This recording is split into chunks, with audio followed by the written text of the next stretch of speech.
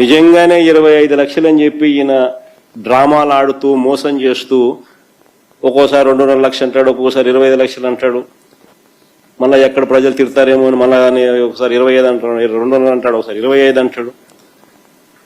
నేను అడుగుతా ఉన్నా ఇదే చంద్రబాబు నాయుడు, నెలకు 300 కోట్ల రూపాయలు చెప్పిన సంవత్సరానికి 3600 కోట్లు ఇవ్వడానికి మనసు రాని ఈ చంద్రబాబు నాయుడు నిజంగానే 25 లక్షల వరకు ఇన్సూరెన్స్ గాని చేస్తే ఇన్సూరెన్స్ ప్రీమియం 6000 కోట్లు అవుతుంది. 5-6 వేల కోట్లు అవుతుంది ఇన్సూరెన్స్ ప్రీమియం. ఇస్తాడా? మరి ఎవరికి మోసం ఇదంతా? అంటే మళ్ళీ మోసమే కదా దీని అర్థం.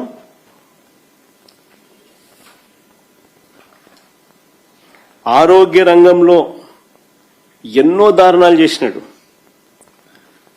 మేము తీసుకొచ్చిన విలేజ్ క్లినిక్స్ నిర్వీర్యం చేసినాడు. ఫ్యామిలీ డాక్టర్ కాన్సెప్ట్ ప్రివెంటివ్ కేర్లో ఎప్పుడు చూడని ఘటం మా హయాంలో. ఫ్యామిలీ డాక్టర్ కాన్సెప్ట్ ప్రతి గ్రామంలోనూ విలేజ్ క్లినిక్ పూర్తిగా నిర్వీర్యం అయిపోయినాయి. గవర్నమెంట్ హాస్పిటల్లో ఈరోజు మందులు లేవు, టెస్టులు లేవు, దిక్కు లేవు. చివరికి దూదికి కూడా దిక్కులేని పరిస్థితి. ఆరోగ్యశ్రీ లేదు, ఆరోగ్య ఆసరా లేదు. మిగిలిపోయిన నాడు నేడు పనులు పూర్తిగా ఆగిపోయాయి. మా హయాంలో నాడు నేడు కింద మోడర్నైజేషన్ ఆఫ్ హాస్పిటల్స్ ముమ్మరంగా జరుగుతున్నాయి. వర్క్స్ పూర్తిగా ఆగిపోయాయి. ఇప్పుడు ఇక కొత్తగా గవర్నమెంట్ కాలేజీలను కూడా ప్రైవేట్ పరం చేస్తానంటున్నాడు. నిజంగా ఏ స్థాయిలో చంద్రబాబు నాయుడు గారు వైద్య ఆరోగ్య రంగాన్ని నాశనం చేసినాడు అనంటే, తురకపాలెం అన్నది చంద్రబాబు నాయుడు ఇంటికి పక్కనే,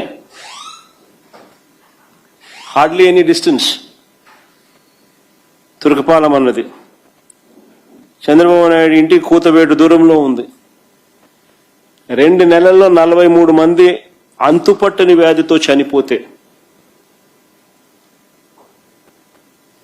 గుర్తించలేని పరిస్థితిలో చంద్రబాబు నాయుడు సర్కారు ఉంది. నిజంగా మా హయాంలో మేము చేసింది ఎక్కువ, చెప్పుకునేది తక్కువ. మా చేతకాల, మా వాళ్ళకు కూడా తప్పు ఉంది. చేసింది ఎక్కువ, చెప్పుకునేది తక్కువ. ఒకసారి అవి కూడా చూపించమా, అసలు ఏం చేసినామని ఒకసారి అవి కూడా ప్లే చేయొచ్చు ఒకసారి.